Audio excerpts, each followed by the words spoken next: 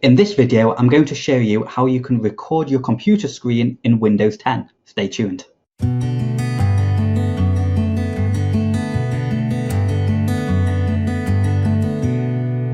Hello and welcome back to another tutorial. In today's video, I'm going to show you how you can easily, simply and freely record your computer screen in Windows now.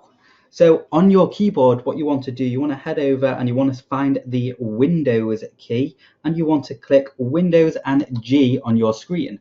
Now, when you do that, you'll see a little pop-up, something like this. It's a really simple interface. If you want to take a screenshot of your screen, you'll just click this button, but we're going to go ahead and click the record button now. So go and click on record.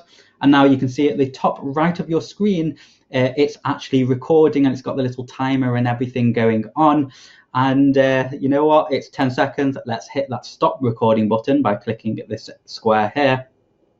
And now that's over. But the problem is, where is that footage? So once again, go ahead and click the Windows and G buttons on your keyboard, and this will pop up again. And now can you see just here where it's the folder, the settings icon, etc.